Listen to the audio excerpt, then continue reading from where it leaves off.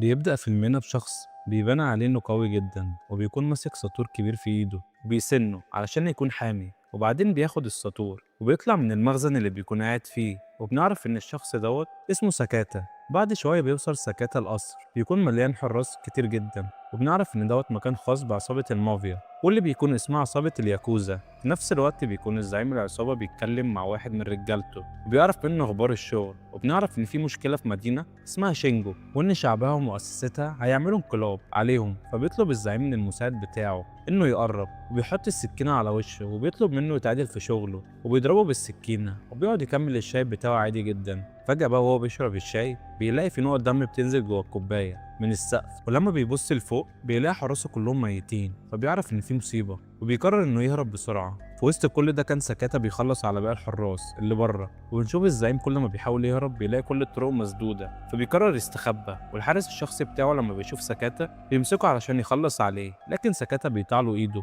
وبياخد بعضه وبيمشي لحد ما بيوصل للأوضة اللي فيها الزعيم، وبيقرر إن هو يخلص عليه، وفعلا بيقدر يخلص عليه بكل سهولة. بعد ما بيخلص مهمته بيروح لزميله اللي اسمه فيجيتا، فبيسأله فيجيتا إذا كان قرر إنه يعتزل الشغل دوت ولا لأ، لكن سكاتا بيسلم عليه وبيسيبه وبيمشي. بعد كده أول ما بيرجع البيت بتشوفه بنته ريو وبتجري عليه تحضنه، هو بيكون مبسوط إنه راجع لعيلته، وقبل ما بيدخل يستحمى بيقول لمراته إنه هيدور على شغل جديد بكرة، وهي بتكون فرحانة جدا. بعد شوية هو في أوضته بيسمع ريو وهي بتصرخ، فبيطلع بسرعة وبيلاقي إن في أشخاص كتير لابسين أقنعة مرعبة، فبيقول له الزعيم بتاعهم غريب إن قاتل زيك عنده عيلة جميلة زي دي، فبيسألوا سكاتا هما مين بالظبط، فبيعرفوا الزعيم إنهم هما اللي هيحكموا البلد الفترة الجاية. فبيتعصب سكاتا جدا لما بيشوف واحد منهم بيأذي بنته وبيروح علشان يضربه، لكن واحد من الحراس بيهدده بمراته فبيسكت وبيسيب الحراس يضربوه، وريو بتحاول تدافع عن ابوها لكن امها بتاخدها وبتفضل تترجاهم انهم يسيبوا جوزها، لكن الشخص اللي بيكون بيضرب سكاتا بيتعصب منها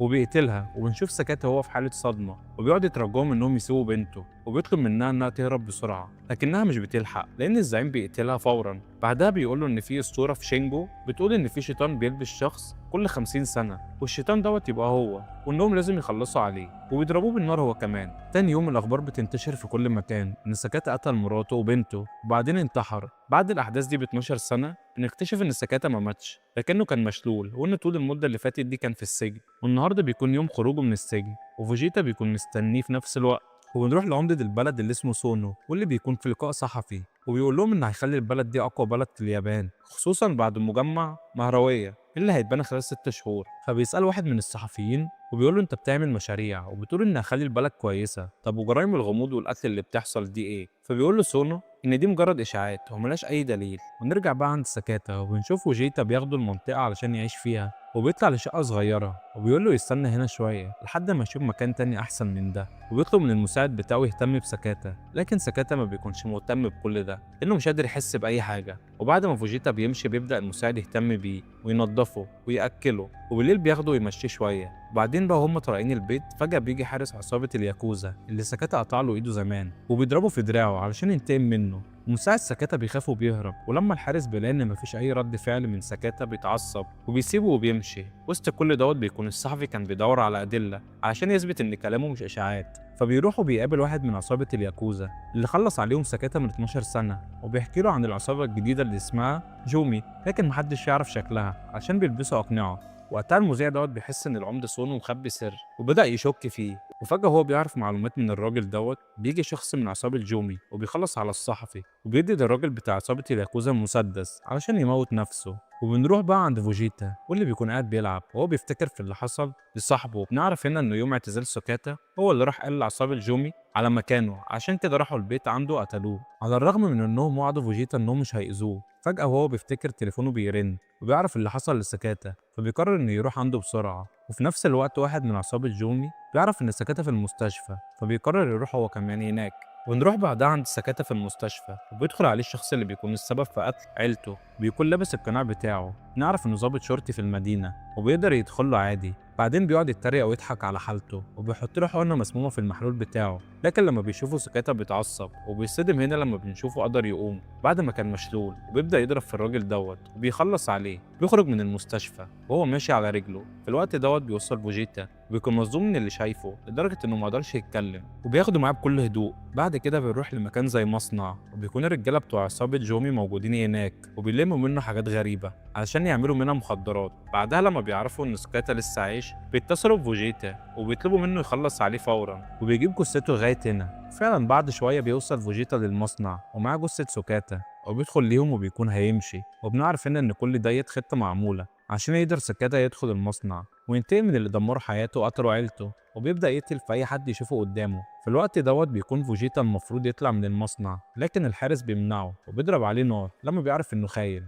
لكن فوجيتا بيقدر ينقذ نفسه وبيقتل الحارس. في وسط كل دوت بيكون سوكاتا لسه بيخلص على أفراد العصابة اللي قدامه، وأخيرا بيقدر يوصل للدور بتاع صاحب المصنع. لكن لما بص من الشباك بيلاقي صاحب المصنع لابس قناعه واقف بره. بعدها بيضغط على زرار وبيفجر بيه المصنع كله، وبيفكر انه كده خلص على سكاتا، وبيكلم الزعيم علشان يقوله انه خلص مهمته. لكن بيتصدم لما بيلاقي سكاتا طالع من المصنع من غير ولا خدش، فبيبقى مرعوب وبيكون هيهرب. لكن بتيجي عربية وبتشيله، وبنعرف ان فوجيتا هو اللي عمل كده عشان يكفر عن ذنبه. بعدين بيقول لسكاتا ان هو كمان كان معاهم، وسكاتا من غير تفكير بيخلص عليه. وبعدها بياخد صاحب المصنع وبيفضل يعذب فيه عشان يعرف مين الزعيم. لكن صاحب المصنع بيكون رافض انه يتكلم. فجأة بنلاقي تليفونه بيرن وبنعرف ان الزعيم هو اللي بيكلمه، فبيرد سكاتا على المكالمة، والزعيم بيقول له على فكرة بنتك لسه عايشة، والفلوس اللي بنجيبها من المخدرات هي اللي بنطور بيها البلد. طبعا سكاتا بيكون مصدوم من اللي هو بيسمعه، وبيكون الصدمة الكبيرة لأن الزعيم هو العمدة سونو. وبعدين بيطلب من سكاتا يسيب صاحب المصنع في حاله، لكن ما بيهتمش بالكلام ده وبيخلص عليه. وتاني يوم الأخبار بتكون مقلوبة باللي حصل، وبيقولوا إن سكاتا هو السبب في كل ده، وإن هو كمان مات في انفجار المصنع. بعد كده بقى بتظهر ريو بنت سكاتا، وبنعرف هنا إن اللي قتل أمها من العصابة هو نفسه اللي رباها وكبرها. وبعد كده بنشوف ظابط اسمه تاكي بيكون داخل بيته، لكن بيتفجع وبيذكر اللي زي ما انت هتعمل دلوقتي لما بيلاقي سكاتا قاعد في البيت. وبنعرف ان سكاتا انقذ حياة الظابط ده زمان، ومن وقتها هو بيساعده بأي معلومات، ويبدأ يقول له على كل اللي يعرفه عن عصابة جومي. بيقول له ان في شركة كبيرة في البلد تبع العصابة، وسكاتا ما بيضيعش وقت وبيروح على هناك. واول ما بيدخل بيبدأ يخلص على كل الامن اللي هناك، وبعدها بيطلع علشان يشوف صاحب الشركة، وبيلاقي ان في دور كامل عبارة عن شقة. ولما بيدخل بيلاقي المكان مليان بصور لبنته ريو من وهي صغيرة لغاية ما كبرت. وبيتعب أكتر لما بيلاقي ليها صور مع صاحب الشركة اللي بيكون مفهماش إن دوت مش أبوها، وبتكون ريو أصلا مستخبية ورا الكنبة وهي خايفة منه. فجأة بيدخل صاحب الشركة فبيهجم عليه سكاتا وبيضربه. في الوقت دوت بتهرب ريو. بعد كده بيفضلوا هما الاتنين يتخانقوا، ولما بيسمع سكاتا صوت صاحب الشركة بيتصدم جدا ويفتكر إن دوت نفس صوت الراجل اللي قتل مراته، فبيتعصب أكتر. لكن فجأة بترجع ريو وفي ايديها سلاح السهم بتاعها، وبتضرب ابوها، وهو بيكون مصدوم ان بنته خايفة منه ومش عارفاه وان ده ابوها. وبيستغل صاحب الشركة الفرصة وبيزق سكاتا وبيوقعه من الشباك. ولما بيقوم يبص عليه بيتفاجئ ان سكاتا قدر يهرب وما ماتش. بعدها الضابط بياخد سكاتا لحتة مقطوعة علشان يعالج جروحه، وهو بيعالجه وبيلاقي موبايله بيرن، وبيبقى الزعيم هو اللي بيتصل بيه وبيطلب من الضابط يدي الموبايل لسكاتا، وبيقوله لو عايز تشوف بنتك تاني لازم تيجي للمجمع علشان نصفي حسابنا. طبعا سكاتا ما بيضيعش وقت وبياخد بعضه وبيروح على المخزن بتاعه وبياخد الساطور بتاعه وبيغير لبسه، وبعدين بيروح على المجمع. ولما بيوصل هناك بالعربية بتاعته الحراس كلهم بيستعدوا علشان يخلصوا عليه. لما بيفتح العربية بيلاقوها فاضية، سكاتا بيعمل كده علشان يضحك عليهم. بعدين بيظهر من وراهم وبيخلص عليهم كلهم، وبيفضل يضرب فيهم بأي حاجة تيجي قدامه، وبيفضل على الوضع ده شوية. وكل ما يطلع دور يظهر له شوية حراس فبيخلص عليهم بالساطور بتاعه لحد ما بيوصل لدور وبيلاقي هناك الراجل اللي ربى بنته، وبيهجم عليه وبيضرب سكاتا بالنار. لكن سكاتا ضربه بكل انتقام وبيفقع له عينه وبيضربه على راسه وبيفتكر انه مات، فبيسيبه وبيمشي. بعد كده بيكون هيطلع للدور اللي فوق، لكن بيلاقي جيش من الحراس جاي عليه وبيكون تعبان، لكن بيفكر ان لازم ينقذ بنته، وده السبب اللي خلاه يخلص عليهم. لحد ما بيوصل للمكان اللي فيه ريو وهي بتكون خايفة منه، فبيحاول يفكر ريو ان ابوها. فجأة بيلاقي واحد من العصابة وراه وبيضربه على راسه، فبيغمى عليه فورا. وبعد شوية بيصحى وبيلاقي نفسه في مكان تاني واقف قدامه العمدة سونو، واللي بيقول له انا قلت لك قبل كده عن اسطورة الشيطان، وبيقعد يحكي له تاني. وبيطلع السيف بتاعه علشان يقتل ريو، لكن فجأة بيدخل الضابط وبيخلص على كل الحراس اللي موجودين. في وسط الزحمة دي بيطلب سكاتا من ريو تهرب فورا.